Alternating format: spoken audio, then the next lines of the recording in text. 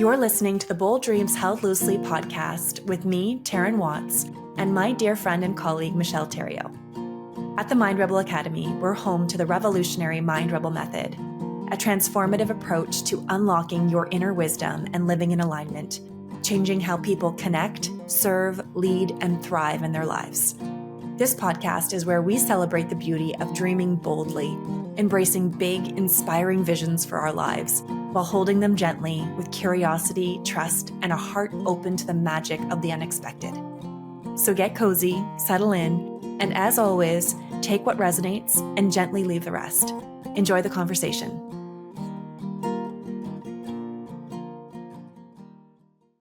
So over the last year, we have been working really hard and we've completely revamped and redone our flagship program, the Mind Rebel Method. And it's a 12-week inner self transformation program based on the teachings of the Mind Rebel Method. And so we've been delivering the Mind Rebel Method for years and years and years. And then over the last year, we decided that we need to take a step back. We need to pause. We need to really think through all the nuances and like the way this methodology and the teachings have matured and have evolved after taking hundreds and hundreds of students through this process and watching how they integrate it. And so we spent an enormous amount of time redoing all the modules and all the teachings. And now we have this updated version of our program. So, Michelle, you've been now sitting back in like the student seat again and retaking all of the modules, which I love that because every time you go through it, you meet different parts of yourself. You're a different version of yourself today as you were a year ago, 2 years ago, 3 years ago.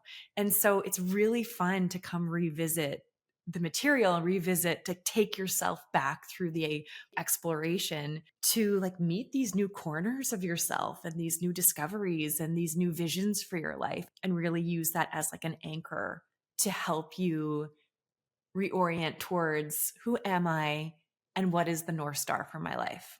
So you've been moving yourself through the material, not as the teacher, but as the student.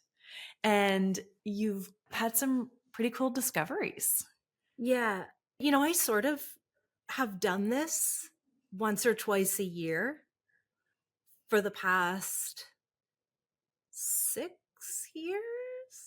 Sort of do like a walkthrough of the entire methodology. Every time a new cohort started, I would go back into the material and uncover a couple new little corners, have new realizations. There's always been something new to see about myself, like a new piece of awareness every time.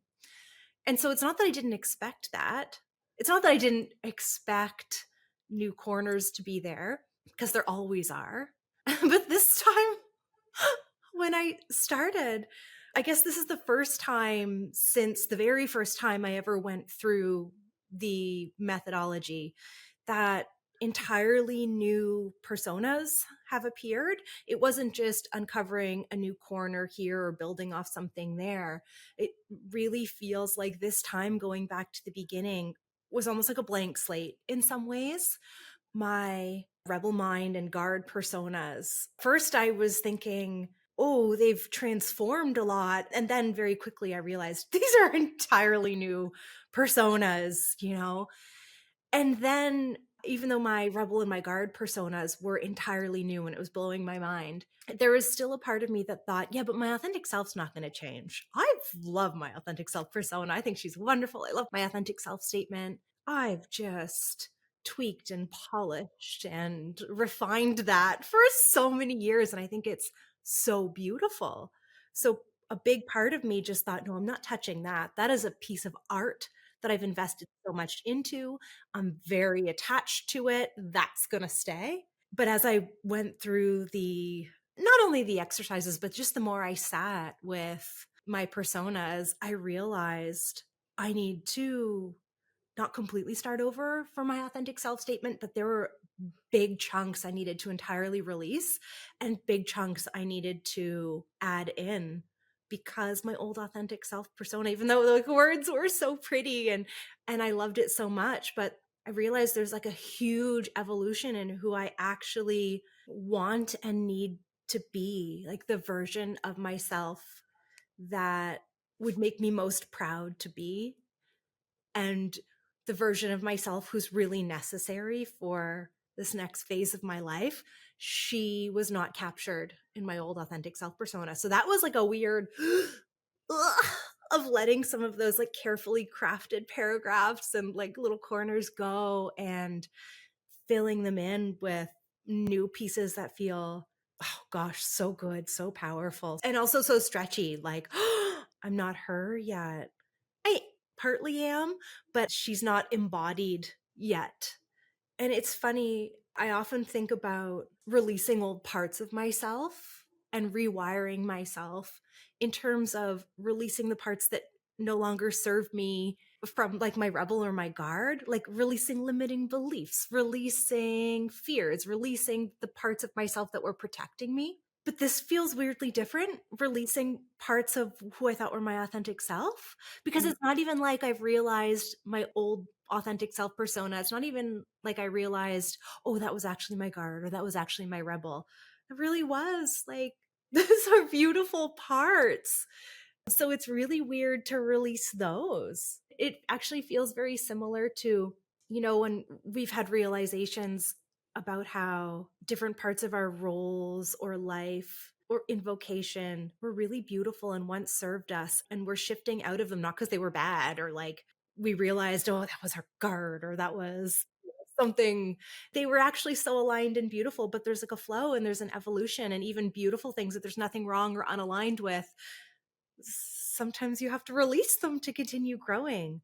And that's what it felt like, releasing my old authentic self statement and my new one. And there's just as much resistance, or maybe even more resistance, to releasing my old authentic self persona for this new one. Okay, just a little bit of context. All of our alumni listening to this understand what we're talking about, but if you're new to the podcast or if you're new to the Mind Rebel method, in this methodology, we create these different personas within. So we create a persona for what we call our rebel mind, which is, in a nutshell, the most vulnerable, most like tender, fearful part of ourselves. And we get to know that version of ourselves really, really well. And we create a metaphor around what that version of ourselves are, and we call it our rebel mind persona. And it can be absolutely anything, but there's a persona for our rebel mind, and then there's a persona we create for our guard. And so the guard energy is different than the rebel mind energy. The guard energy wants to protect the most vulnerable little rebel mind inside of you. So it could come across as like controlling or people pleasing. I mean, all sorts of different ways. The guard is there to protect. The guard is there to prove something. The guard is there to make sure the rebel mind is safe and okay. So the guard has a very different energy. When we're in our guard, we're in a very different energy than when we're in our rebel mind. And so we create personas around the guard. And then we create a persona around the authentic self. And so if we're not truly the rebel mind, if we're not the guard, like who are we really? And so we create imagery around this part of ourselves, and we craft authentic self statements to try to define this ever evolving, ever expansive, hard to hold part of ourselves.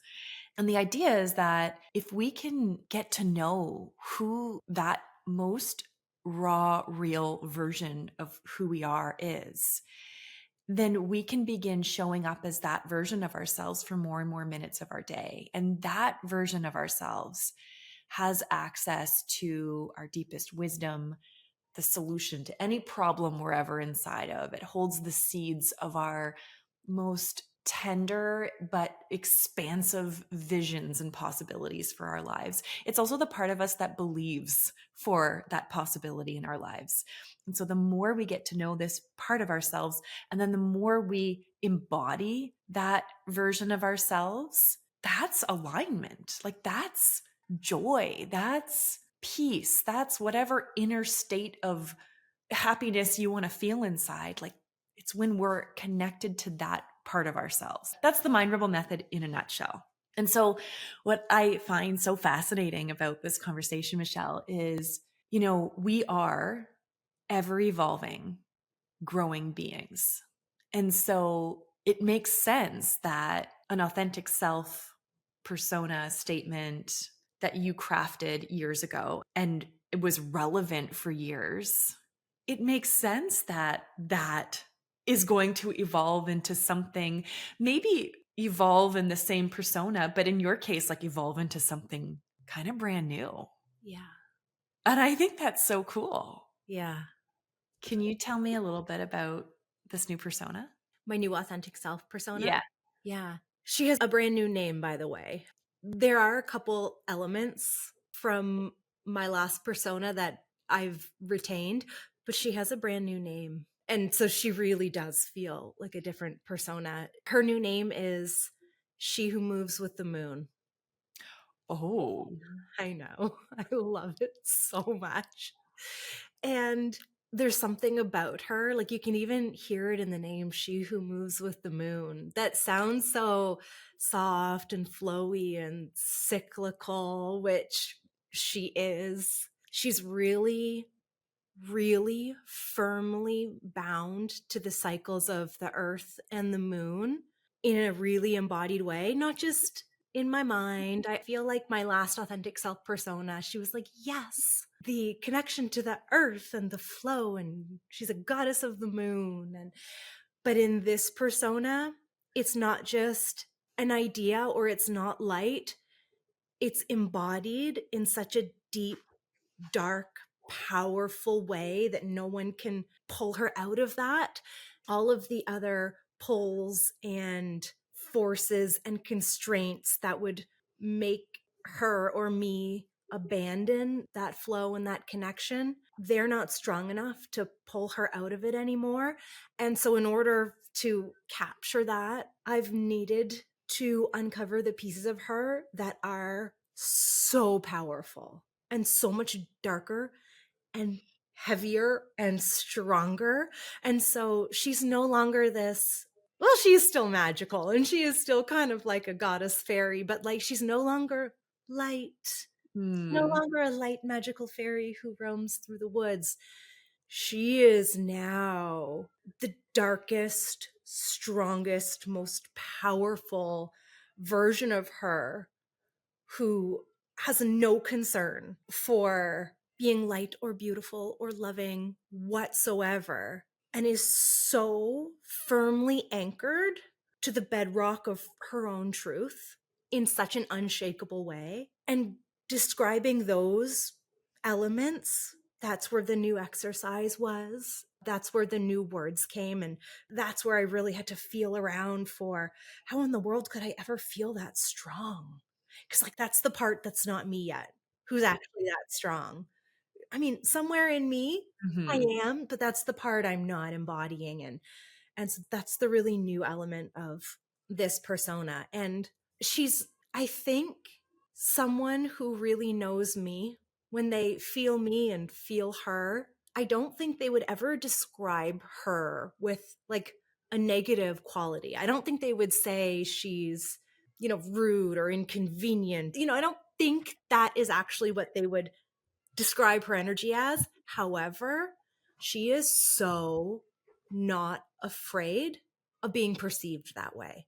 She's fine with being perceived that way. I don't think I'll feel those ways inside. Like if I were to touch her energy, I wouldn't describe it as, like I said, like bratty or inconvenient or outwardly rebellious or, trying to be difficult. That's really not where she's coming from.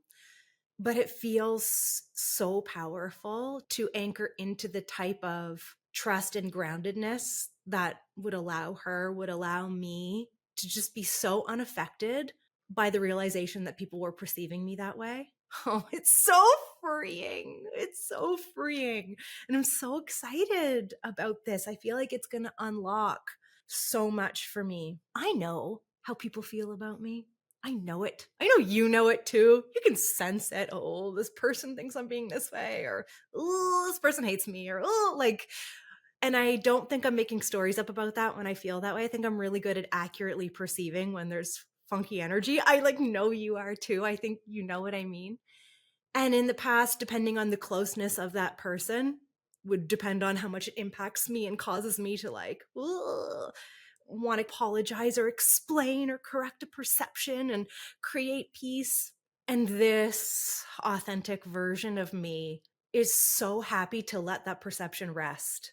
Not I don't care in like a callous way, but like you get to keep your perceptions of me of all those like things. That's fine. I'm not going to spend my energy trying to fix it, make you understand, explain, smooth it over. I'm going to spend my energy just continuing. That's the new authentic self persona. You know, if someone were to ask me about who you are, like that's actually how I would describe you. Really? Yeah. That makes me So so happy. it is. That's exactly how I would describe you. So I think what's interesting is for as much as this still feels like a version of you that you're actively embodying, which is why it's a persona, like this is you at your core. This is you at your essence. And I already see it. This is you in your most aligned state. It's already there. Hmm. That is true of every single one of our authentic selves, right? Yeah. I wonder if you can see those parts of me that are already there because you are a safe enough person and relationship for me to lean more into my truth with than some other places in the world, or maybe just the nature of what so many of our shared values are require us to lean into such like authenticity and honesty with each other that I almost wonder if, yeah, I kind of think maybe I'm able to be more of my full self here than other places. Yeah, makes sense. Yeah. Listening to you describe her, it gets me all like, oh, it like makes something rise up in me. I think that what I find really inspiring about you at your core is this unwavering and relentless commitment and devotion to yourself, no matter what anyone else thinks or perceives about you. That is wild freedom Mm. and incredibly rare. I've seen a lot of guard, like people with strong guards who have that energy of, I don't care what people think of me, but I can always sense when that's coming from a guard energy versus a truly aligned energy. When you show up that way in our interactions, for me, that doesn't repel me at all. It actually makes me feel safer in our interactions, in our communications, in our relationship, in the way we work together. Because I never, ever, ever, ever have to wonder if you're not telling me what you actually feel. Yeah. Never. So you might say things that I'm like, damn. Like, it's not like you're always saying things that I love to hear. But I always know where you stand. I always know what you think. I always know what your thoughts are, your opinions are, your perspectives are. I never have to guess. Being on the receiving end of that feels really, really nice and safe and like welcoming of my truth, welcoming of my stance, welcoming of my opinions, no matter what the perceptions might be? Mm-hmm. Yeah. But I can also see how that could also be very repelling for people. Oh, yeah. I Yeah. can see that. Yeah. It's really interesting that this version of me, this authentic self persona, feels so new. And as we talk and you're reflecting your experience of me already, I can see, like, oh, this part of me is here to a certain extent. Why does it feel so new and so stretchy? Like, I have moments where I'm scared I'm gonna lose her, or I'm scared I'm not gonna be her. Like after I wrote my authentic self statement describing her and describing all of these qualities and energies. There's been challenges or moments I'm anticipating where I think, oh, I hope I have the strength and courage to like show up like her and tell the truth or, stand my ground or honor myself. And I've had this fear like I won't be strong enough to be her. And I've had to like pep talk myself. And I've been wondering about how do I become more her? So it's such an interesting paradox. And you were saying how, yes, authentic self personas are stretchy, this version of us that we want to lean more into. And also, there's so much of these personas that are already in us. It's such a fascinating paradox. In some ways, this conversation is so reassuring like, oh, it's already there. It's already me. I still feel a ways to go. I still feel a stretch. I still feel a gap to fully embodying my authentic self fully. And maybe, I almost wonder if that's why my old authentic self statement kind of felt too light and fluffy. I almost wonder if the energy I described myself in there, maybe I did fully embody.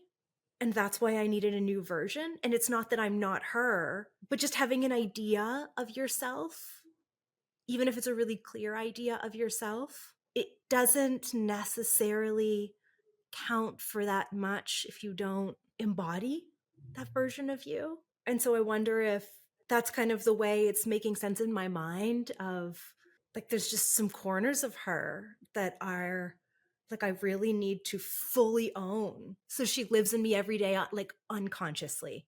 It's not a conscious choice to, oh, I'm going to be brave and embody her. This persona is like what's something that you look at and aspire to and like can touch and lean towards? What's a word for that? This persona is like I don't know, something that inspires me and calls me forward and reminds me until it becomes fully Mhm. natural Mhm. in all moments. Yeah. A new reflection I recently took myself through that I found really fascinating, and it was in relation to exploring your authentic self.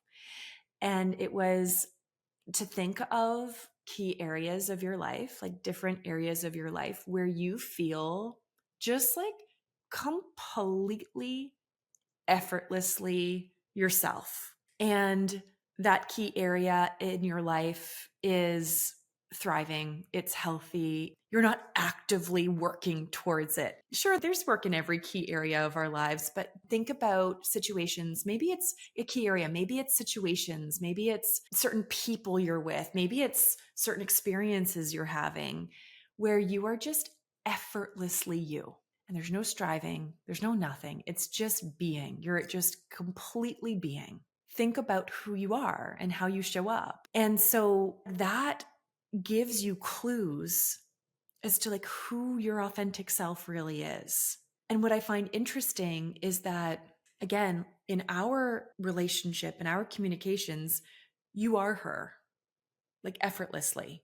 You are her. So there's these slices of life where your authentic self is fully embodied. And then there are slices of other areas of life where she's actively needing to be embodied. And I can so relate to that. Like there are key areas of my life where they're so healthy. I just feel so myself. Just because of that, I think naturally the relationships are healthy, the situations are healthy. It's just like healthy. And then there are other areas where I'm actively trying to call my authentic self into being. I'm actively calming down my guard and my rebel mind constantly in certain areas of my life. And so, like, that clouds things. And so, I think that's why having an authentic self persona can be really powerful because, like, not all situations, not all experiences, not all areas of our life are these really clean, clear outlets for us to truly be ourselves, Mm. you know? Yeah. Okay, what's interesting is I think that's very accurate. For me, I can see there's some areas where, oh, I am being this version of me.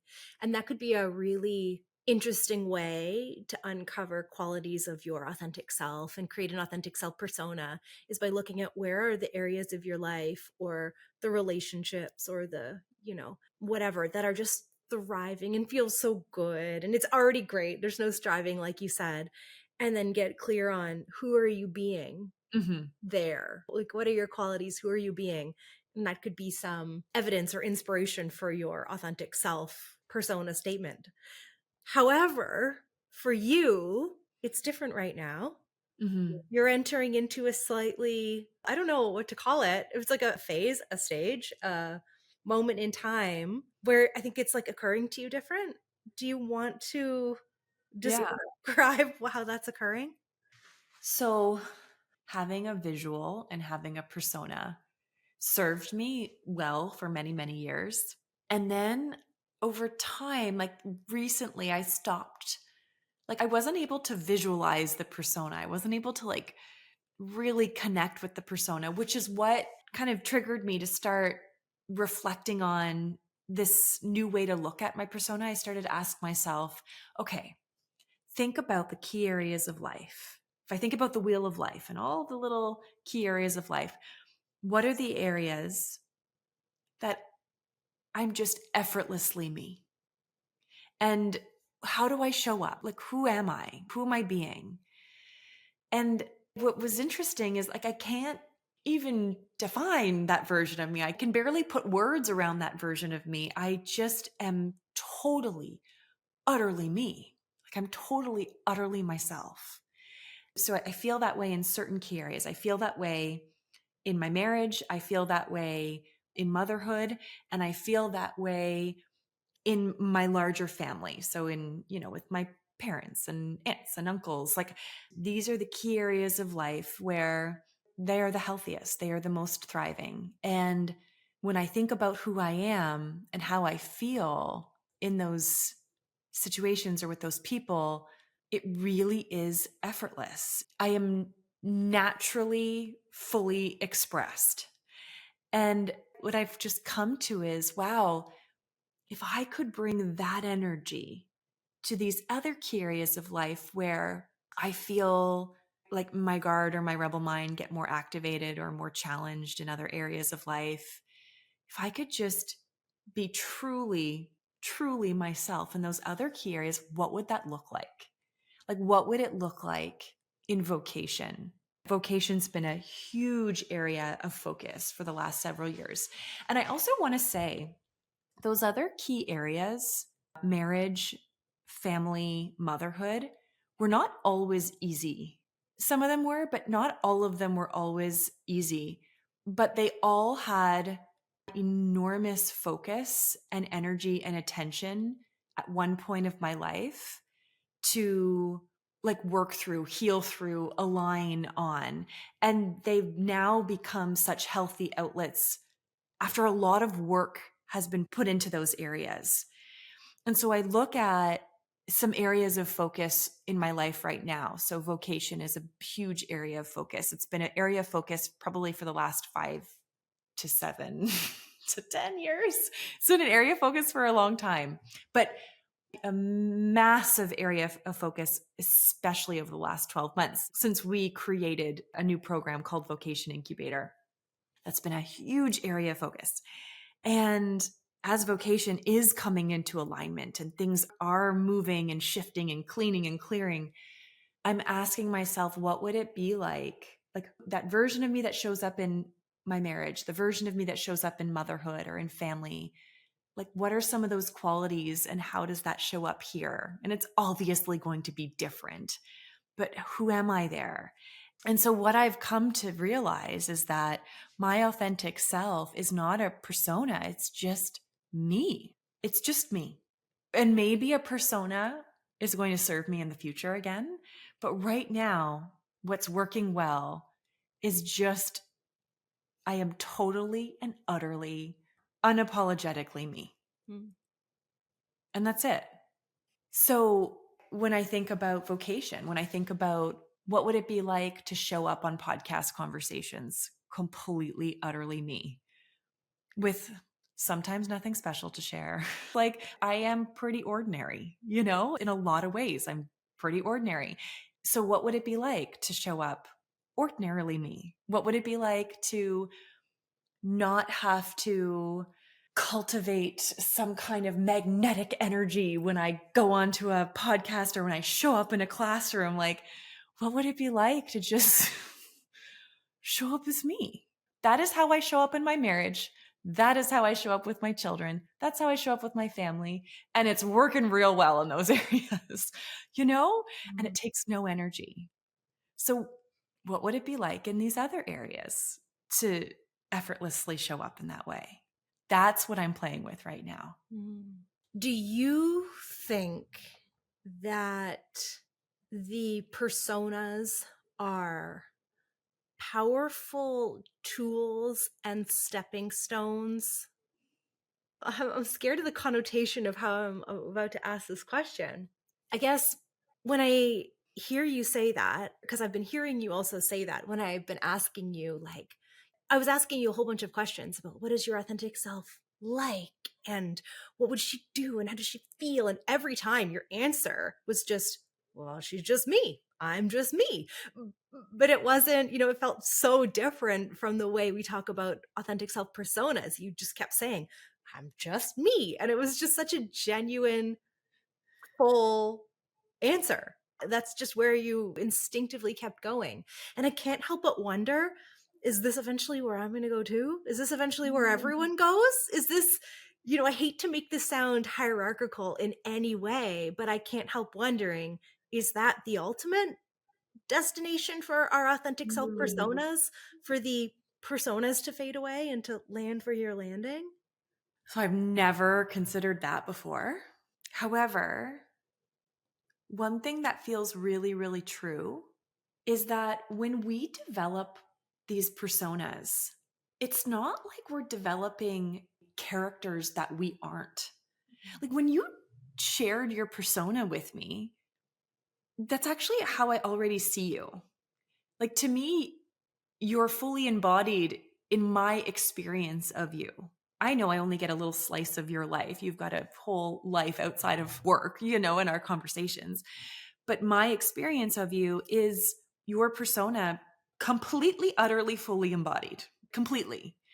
And so the way we develop them, like they're such a useful tool to peel back all the layers of who we thought we were, who we thought we should be.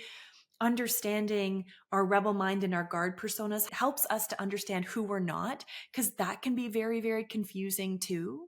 And so I think the authentic self, it's a tool to help us name and claim who it is that we truly are until that version of ourselves is fully embodied. And then when it is fully embodied, it's probably not a useful tool anymore. However, I don't think I have completely awakened and mastered life. Like I still feel like a student of life in so many ways. I think that I'm at a point in life where I do feel very embodied right now. I do feel like my authentic self is fully embodied in all these really important areas of my life. In fact, the most important areas of my life, they're fully embodied. And now I'm actually experiencing what that version of me is like in the other most important area of my life, which is vocation. And it feels just like a full arrival. It feels like a full embodied arrival. And so there's almost like no use for the persona right now because I feel really embodied right now. And I just feel like me, like that's what I keep saying. I just really do. I feel like me. However, I don't think I'm done growing. Nor do I want to be done growing, I don't think. I don't think I want to be done growing. I think as my life changes, there's going to be new seasons, there's going to be new visions, there's going to be new goals. I think that a persona will serve me again when I'm in a next stretch. I'm just not in a stretch right now. I'm truly in an arrival. That's what I think. Mm. When you look back at your last authentic self persona that you could really see and she felt inspirational, what happened to her? Mm. Okay, I never considered that before. Well, she's just me. But I think that's it. She's just no longer aspirational. It's kind of like when you create a vision and that vision has been a North Star for years and you're taking your steps forward towards the vision and the dream for your life. And, sooner or later, you're going to arrive there if you keep the course and if you keep steady and you keep taking those next steps towards it. Sooner or later, you arrive. And when you arrive, very subtly over time, like that vision is no longer aspirational. It's here, it's arrived. And in my experiences of creating visions and moving towards them relentlessly and with so much trust and so much faith and so much courage, my experience is that there is a time of arrival where, oh, everything is calm and here, and you are embodying the vision. The vision is fully manifest in your life. And over time, like the seeds of a new vision might start to arise, might start to stir within you, maybe months, years, decades later. I don't know. It might look very different. The vision for our life is going to grow and evolve simply because we grow and evolve. So, there was a time in my life where I had a vision of leaving my corporate job and having a thriving, successful business. And I relentlessly moved forward towards that vision until it was here, until it arrived. And then I lived inside that vision for years and it was beautiful and it was wonderful until there was new stirrings within. And it was actually kind of stirrings to slow down, stirrings to spend more time at home, stirrings to kind of build less. And so those were new stirrings that created a new vision that I'm walking towards. And so I think our visions are the truest and most honest visions for our lives are born from the seat of our most authentic selves. And so we are constantly growing and evolving. How could we not be? Like, how could we not be constantly growing and evolving? How boring would it be if we were not? And so I do think that the authentic self changes, grows. Sometimes it's an aspirational version of us where a persona helps us to call that part of ourselves in. And then sometimes it's an arrival of that version of ourselves for a while until a new one starts to stir. I know you're in an arrival, and it's so good to just be present and not always looking ahead and just, enjoying the ground under your feet right now. But do you have like any inkling whatsoever about once this arrival feels normal and you feel the instinct to grow and change and call something new? And any idea what the theme or flavor of the next stretchy vision will be? No, because you know what? The vision hasn't fully arrived yet. So, you know how we always talk about arrive despite current circumstances? And sometimes that is a stretch. It's like, oh, I'm going to arrive despite current circumstances. So, what I feel right now is very much an arrival. And I see pieces of the vision landing, coming, arriving, but it's not all here yet. So, while I do truly feel fully embodied in my authentic self right now, the vision is still a little stretchy. So, there's no new stirrings for a vision because this vision that I've been walking towards is so big and it has called every ounce of me. It has required every corner of my rebel mind and guard to be felt, healed, revealed.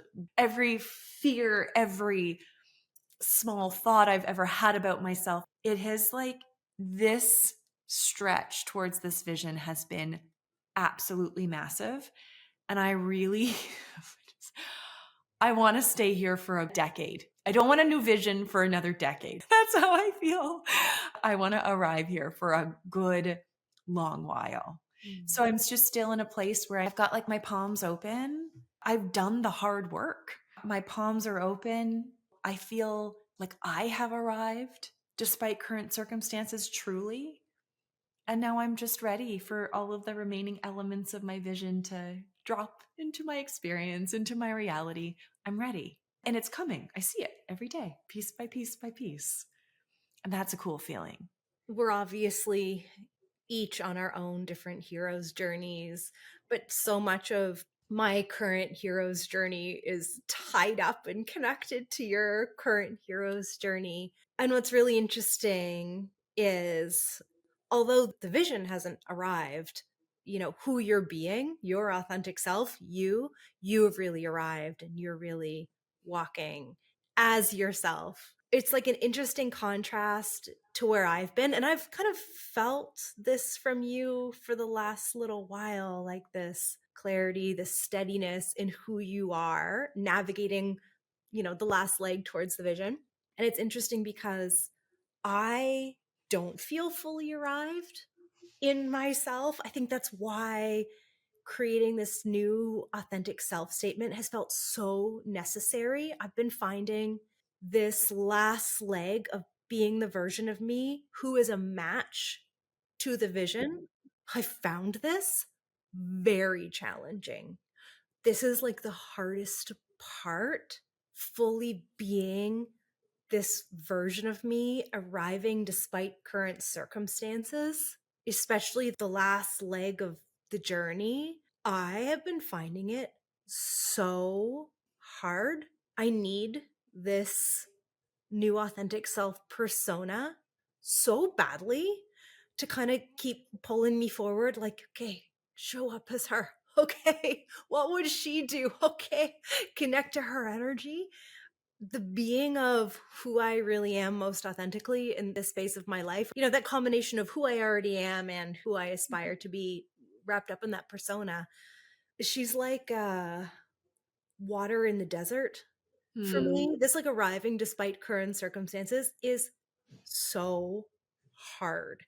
And what I notice is as I struggle to embody her and embody that energy, I mean, really struggle to.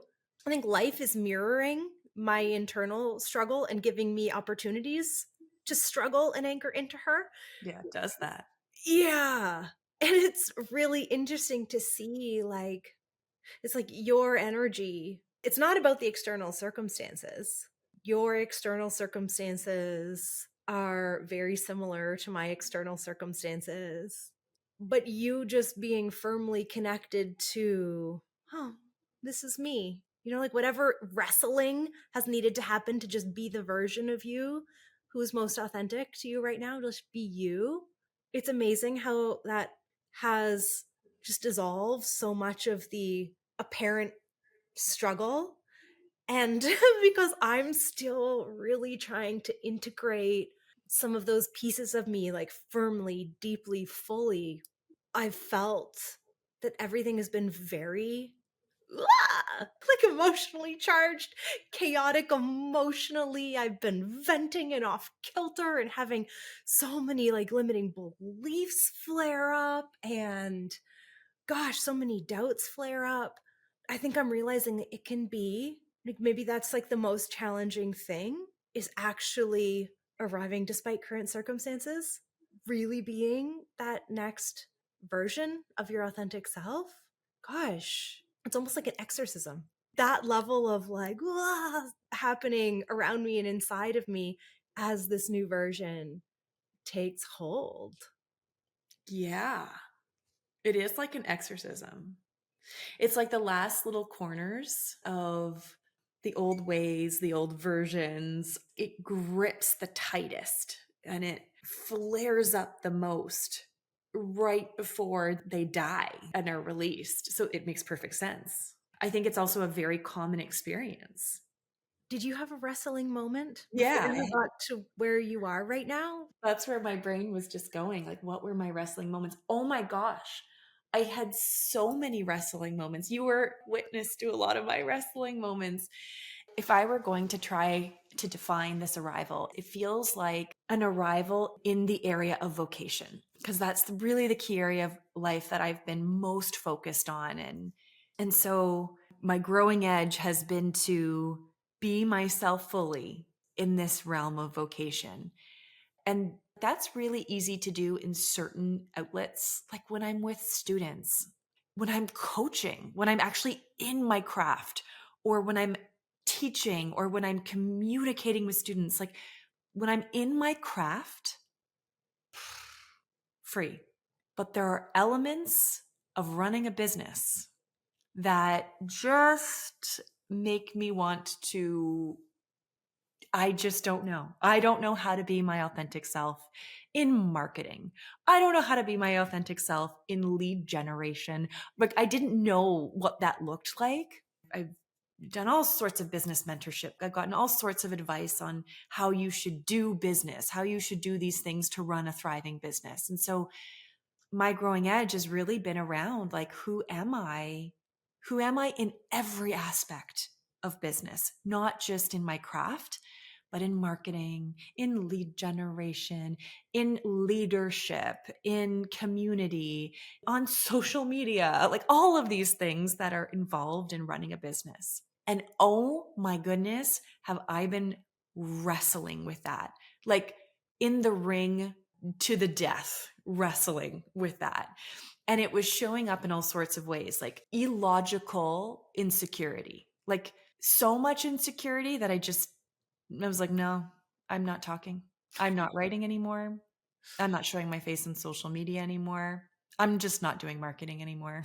like, like almost like complete disassociation from all of it, to a reckoning with, okay, no, I need to like find my power here. I need to find my voice here because I want to write. I want to express. I want to share the Mind Rebel method with the world.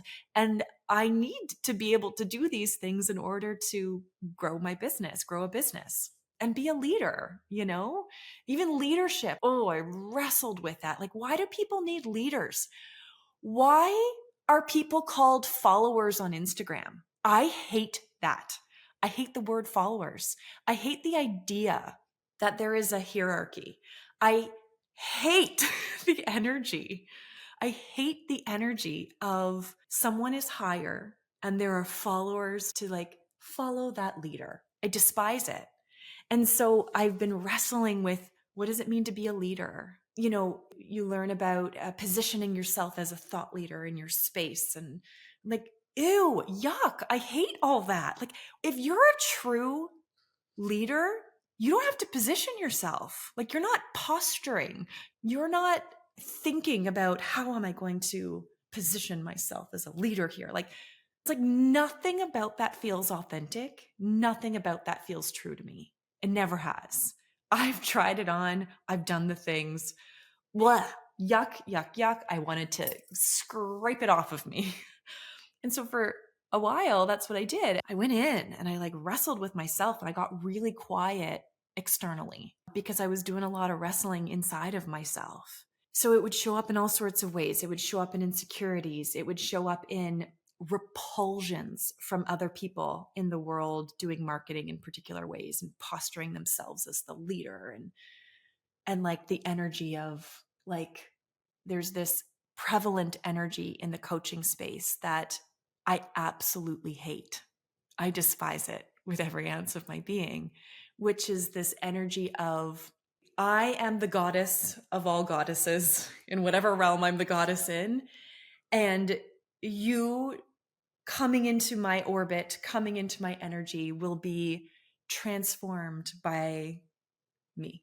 That is prevalent in the coaching field. And I think that I have been so repulsed by it to a degree where it used to be just like, yeah, yuck, I don't like that. To then I had to really wrestle with it because I was like angry. I was like angry at the industry.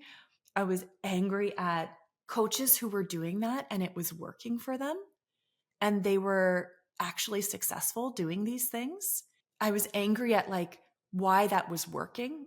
But really, what was happening was like I was just wrestling with all my stuff. Like I was wrestling with my internal corners and like what leadership actually meant to me and what expression actually means to me and what showing up means to me and what marketing and all these things.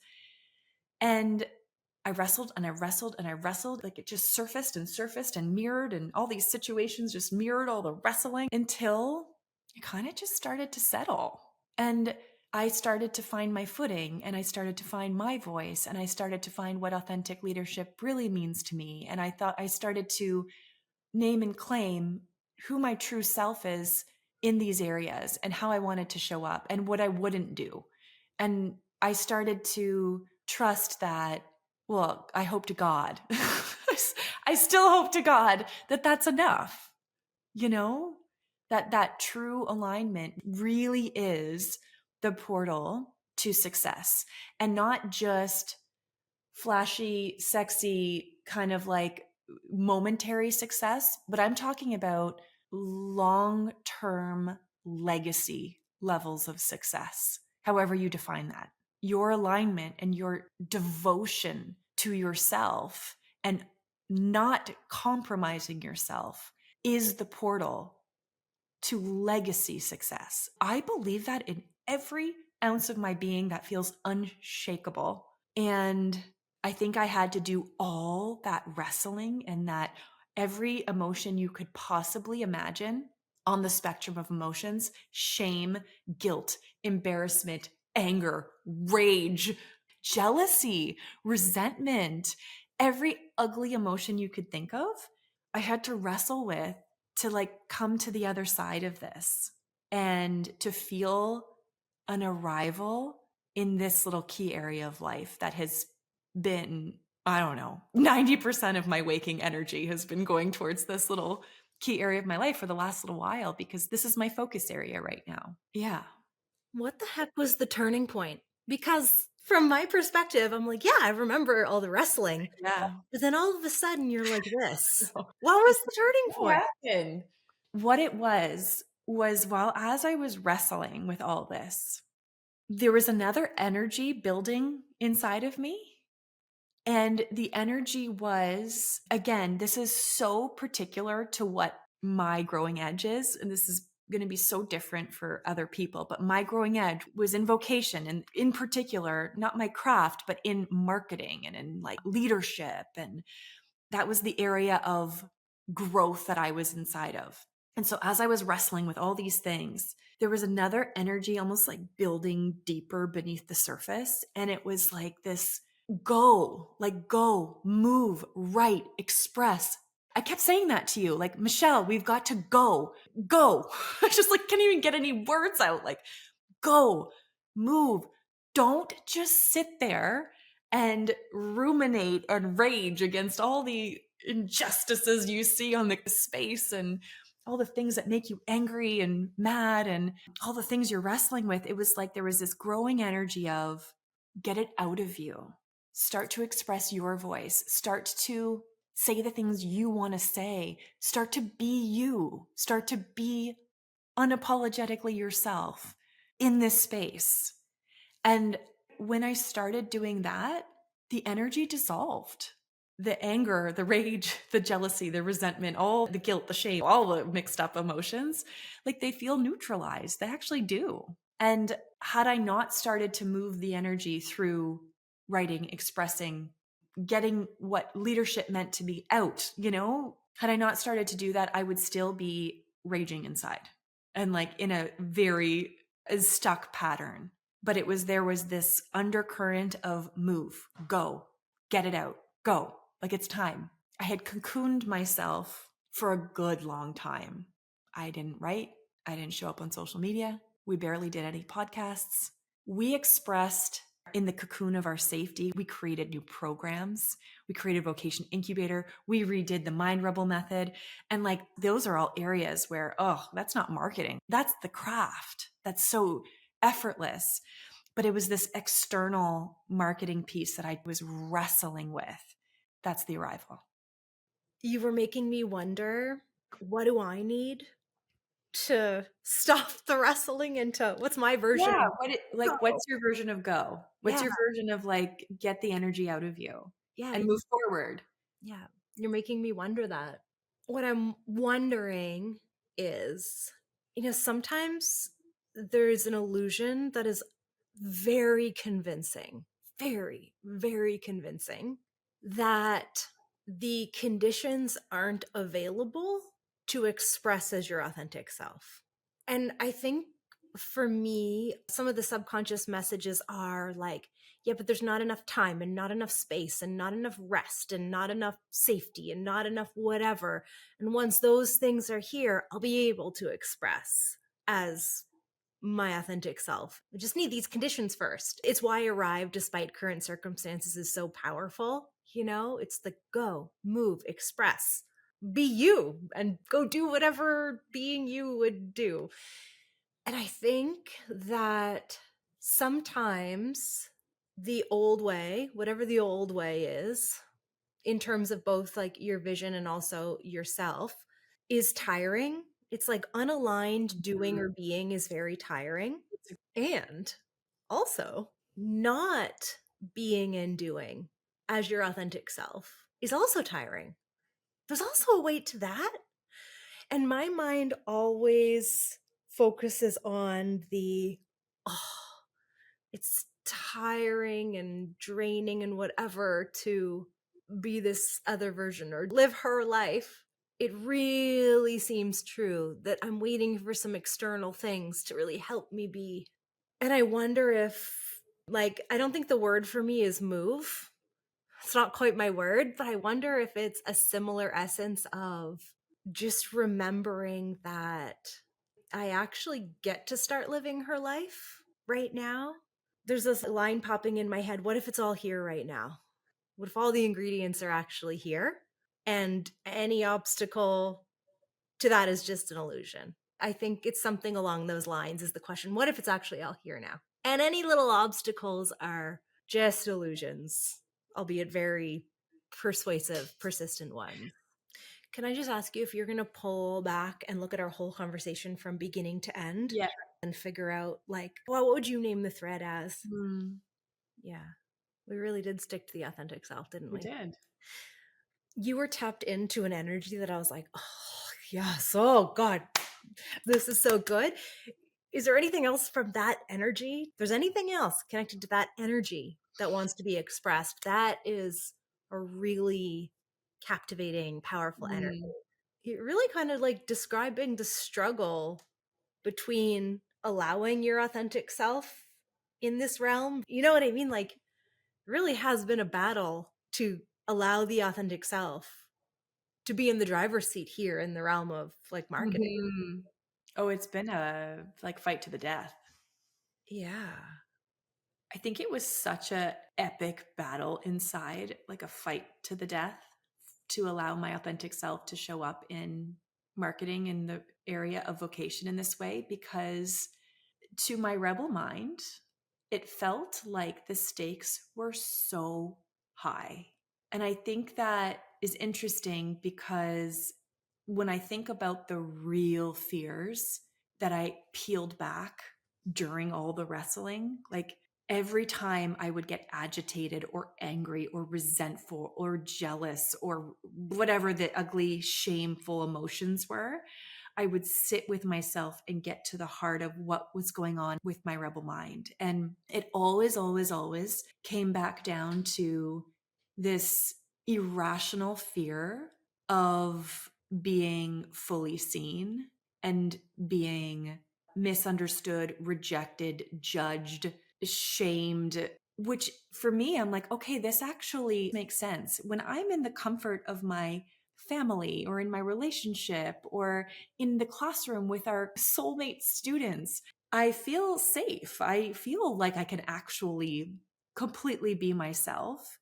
But in the outside of that, in the crazy online world of marketing, there are some like mean humans out there. There are a lot of judgmental, mean people out there who aren't going to like me. And it's one thing if they don't like false version of myself, but it's quite another if they cast stones at the truest version of myself.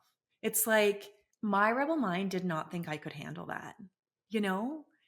And that felt so raw and so scary to not even embody a persona, but to just be myself.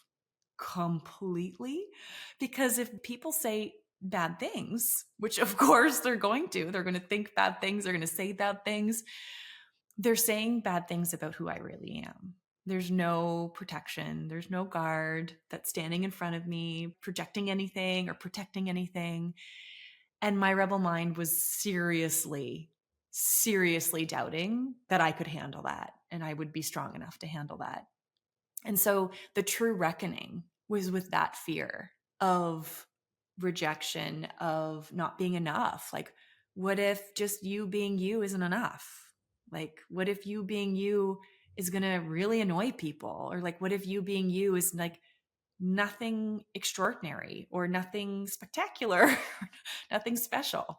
Like, what if it's not enough? And that was the heart of the fear that I had to come back to over and over and over and over again and feel and feel and feel and feel some more. And even though that energy of go was rising under the surface, as that energy of go was rising, my rebel mind's fears were clenching even harder, you know? And the first couple things I did or writings I wrote or things I said, it very much felt like knees knocking, like still scared, but I'm going to do it anyway. And then step by step by step, it's like, okay, more, go, you know? And it's not a overnight thing. It's just a step by step by step by step, 100 little steps in a day will get you far, you know? Mm. The authentic self is like the most powerful version, but feels like the most vulnerable to reveal because, yeah, you're right. It's like, what's a truer rejection than the rejection of your authentic self? There's no truer rejection. I, You're right. Yeah. I mean, ultimately, I think the most painful rejection is the one that we all live with when we reject our own authentic selves. You know, that hurts, but in a constant, subtle ache sort of way. But the most acute fear, yeah, really is if they see the real me and they hate it. Or if I let myself be the real me and it's not enough or not worthy or not capable. So it's so funny that we're all hiding the most powerful versions of ourselves because it feels the most vulnerable to be and allowed to be seen. Yeah. I have a line in my authentic self statement. It's actually been there for years. And it's, I am extraordinarily ordinary. I actually more mean I am extraordinary and ordinary, you know? Mm. But the vision I have for my life is extraordinary. I'm very ordinary in the vision, but my life is extraordinary. You know, like the things that have come to fruition are extraordinary and breathtaking and brilliant and beautiful. There's been this part of me that's like, you know, wondered, could I really be just an ordinary person who creates that? Am I enough? My truest self, just as I am, very ordinary, is that enough to create that? And in this moment, the answer is like, yes. Like, I feel that very deeply. The answer is yes. Thank you so much for being part of this conversation. To learn more about the Mind Rebel Academy, our coach and leadership trainings, as well as our self-development programs, please visit us at www.themindrebel.com.